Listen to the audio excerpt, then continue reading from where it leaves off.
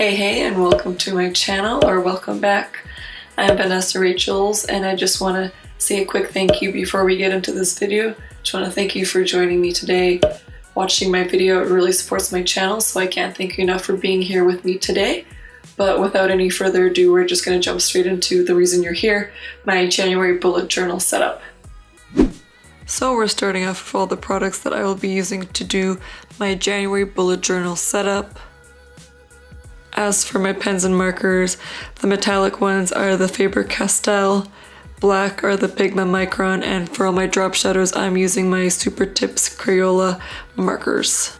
As for my journal, I use the Scribbles That Matters brand, and I absolutely love this journal. The paper is just so smooth, there's minimal bleeding or shadowing with any of the markers or pens that I've been using in it, and it's just been a lot better than my previous journals that I've used for bullet journaling, so I'm very happy that I went with this brand this time, and I highly recommend it to anybody who's looking to get a new journal. But anyways, enough blabbering about the products that I'm using in this video.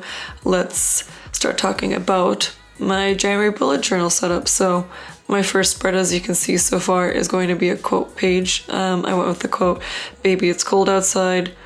Pretty relevant. I live in Canada. January, it's cold and snowy, and it would only be fitting because it's cold outside with snow that we kind of also go with a snowflake sort of theme for January.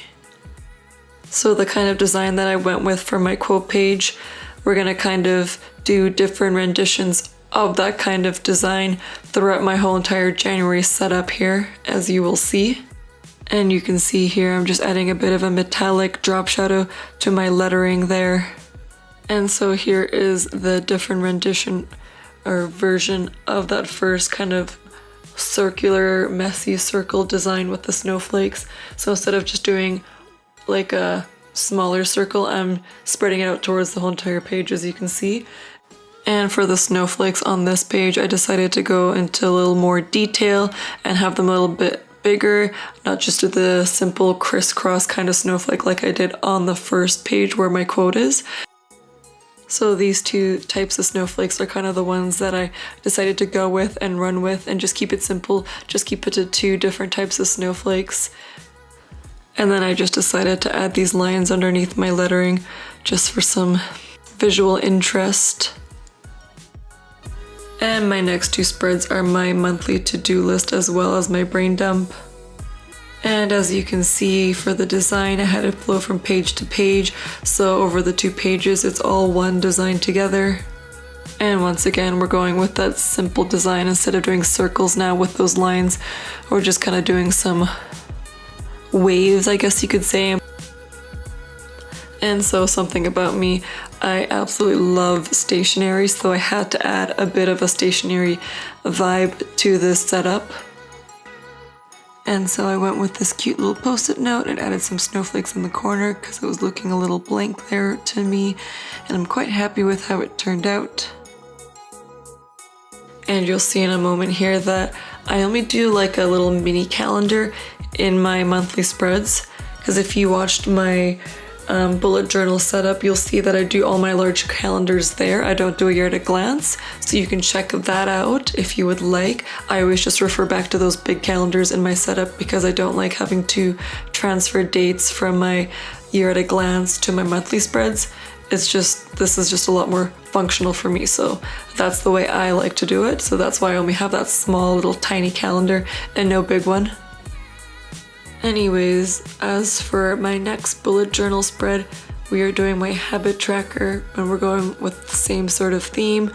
The lines, the snowflakes, we're doing some drop shadows. And then, so this is how I set up my habit tracker. I decided to do circles, and then inside those circles would be the habits that I was tracking. As you can see, I wrote down what habit I was tracking in each. And then I drew a little calendar in there, and then if I reach my goal for that specific habit, I can color it in either green or red, or whichever colors you may want to go in with. You can color it in or mark it however you like.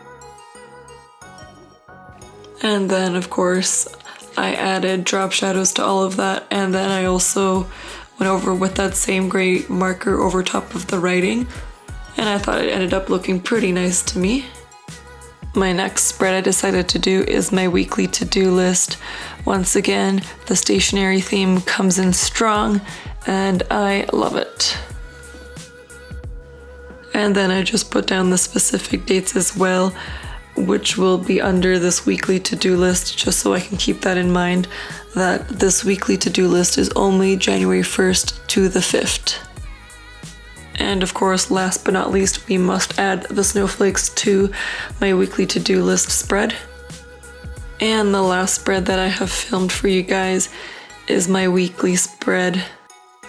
And you'll see that I only filmed this one spread, January 1st to 5th.